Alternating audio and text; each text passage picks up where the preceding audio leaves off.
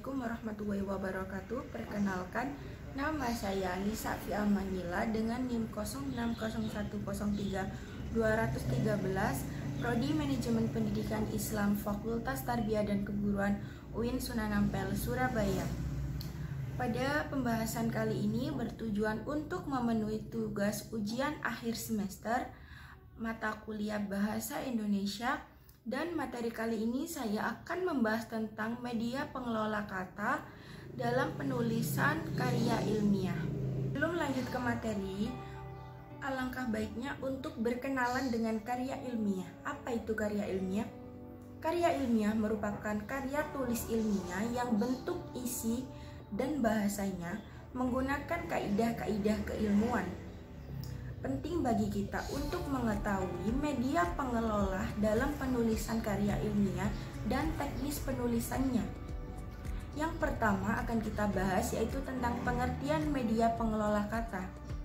Media pengelola kata merupakan aplikasi atau software yang digunakan untuk mengelola kata dan berkaitan dengan dokumen, dan dapat dilakukan dengan tahapan seperti membuat, memodifikasi, mengelola, menyunting, maupun mencetak dokumen. Dan banyak digunakan untuk menulis laporan, artikel, brosur, karya tulis, surat menyurat, dan masih banyak lainnya. Contoh aplikasi pengelola kata yang pertama yaitu Microsoft Word. Microsoft Word merupakan aplikasi atau software yang digunakan untuk media pengelola kata dan kali ini sangat populer. Dalam Microsoft terdapat komponen lengkap yaitu komplit, yaitu yang disebut dengan Microsoft Office, yang di dalamnya terdapat Microsoft Word, Microsoft PowerPoint, dan Microsoft Excel. Lalu Microsoft menambahkan tools dan database yang terbaru untuk menyempurnakan agar Microsoft mudah dalam digunakan.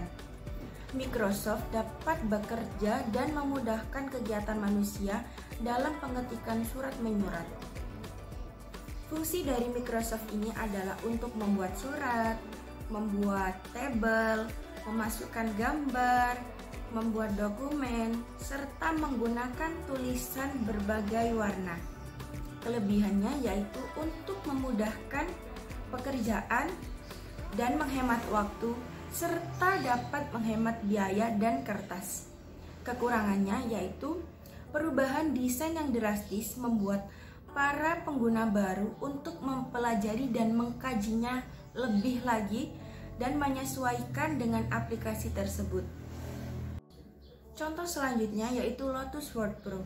Lotus Word Pro merupakan aplikasi pengelola kata yang dikeluarkan oleh IBM dan dapat mengelola kata serta mempertukarkan file dokumen dari Microsoft Word ataupun sebaliknya. Kelebihan dari Lotus Word Pro yaitu untuk mempertukarkan file dokumen dengan Microsoft Word dilengkapi dengan fitur-fitur baru yang memungkinkan peningkatan produktivitas penggunanya. Dapat mendikte secara langsung teks-teks yang ingin diketik. Kekurangannya yaitu program ini membutuhkan spesifikasi komputer yang cukup tinggi, di mana komputer harus memiliki prosesor Pentium 3. Contoh selanjutnya yaitu Auto Table of Content. Auto Table of Content merupakan contoh pengelola daftar isi yang dimana di dalamnya user dapat menyisipkan daftar isi otomatis pada halaman dokumen, dan jika Anda memilih daftar isi otomatis, maka Anda perlu untuk menghiding style dan memformat judul pada dokumen yang sedang Anda kerjakan, dan menu ini pula membuat Anda dengan leluasa mengatur daftar isi yang sudah disisipkan. Keunggulannya dengan menggunakan Table of Content akan menghemat waktu karena tidak perlu mengetik daftar isi dengan manual, dan sebelum membuat daftar isi Anda perlu untuk menyeleksi terlebih dahulu isi teks pada makalah yang akan dibuat daftar isi.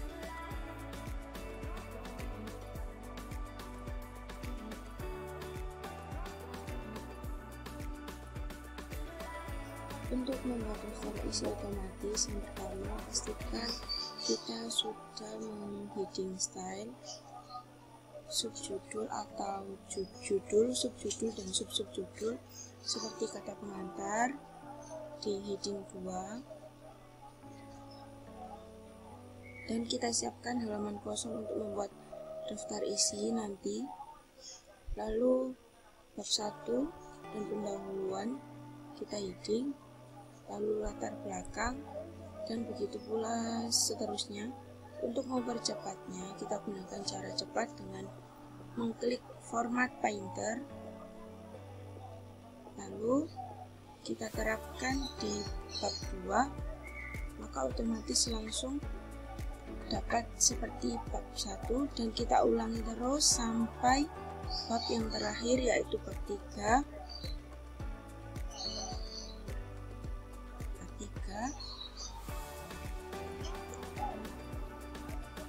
Lalu kalau sudah heading semua, kita kembali ke halaman kosong, lalu kita letakkan kursor di tempat yang akan digunakan daftar isi. Lalu kita pilih table of contents, lalu pilih automatic table ini, maka daftar isi akan muncul secara otomatis.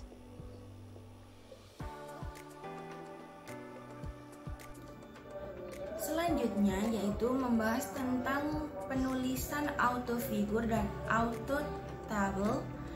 Daftar gambar merupakan sebuah rincian yang menjelaskan tentang informasi dari gambar yang ada di jurnal atau buku yang letaknya berada sebelum memasuki bab 1 dan sesudah daftar isi dari sebuah jurnal atau buku. Dan daftar tabel yaitu sebuah rincian yang menjelaskan informasi dari tabel yang ada di sebuah jurnal atau buku yang letaknya berada setelah daftar gambar dan sebelum memasuki bab. Fungsi dari keduanya yaitu untuk menginformasikan data gambar dan tabel yang berada di sebuah jurnal atau buku. Tujuannya yaitu untuk memudahkan para pembaca untuk menemukan gambar ataupun tabel yang dibutuhkan untuk dijadikan referensi. Selanjutnya yaitu pembuatan dan penomoran gambar mengikuti ketentuan-ketentuan sebagai berikut. Yang pertama, untuk gambar yang size-nya besar yaitu diatur agar sejajar dengan batas tepi kiri dan tepi kanan dalam pengetikan. Sedangkan untuk gambar kecil yang tampilannya menjadi kurang bagus jika diperbesar, maka dapat diatasi dengan ukuran dan posisi agar simetris dengan batas tepi halaman. Ingat, jika size-nya besar, maka diatur dengan ukuran sejajar. Jika size-nya kecil, diatur dengan ukuran simetris. Di atas gambar disajikan nomor dan judul gambar dengan ketentuan. Jika judul gambar terdiri dari 2 baris atau lebih, spasi yang digunakan adalah spasi tunggal. Baris terakhir judul terletak 2 spasi di atas gambar. Selanjutnya yaitu nomor gambar terletak 2 spasi di bawah garis terakhir teks. Nomor gambar terdiri dari 2 bagian. Bagian pertama yaitu menunjukkan nomor bab tempat gambar itu dibuat, sedangkan bagian kedua yaitu menunjukkan nomor urut tabel pada bab itu. Contoh, gambar 2.1 menunjukkan bahwa gambar tersebut adalah gambar urutan pertama pada bab 2. Gambar yang memerlukan halaman yang lebih besar dari halaman naskah yang disajikan sebagai lampiran. Jika ada keterangan gambar, maka diletakkan di halaman lain. sedikit ilmu yang dapat saya sampaikan, semoga dapat bermanfaat dan barokah untuk kita semua dan juga mudah untuk difahami. Sekian yang dapat saya sampaikan, kurang lebihnya mohon maaf. Assalamualaikum warahmatullahi wabarakatuh.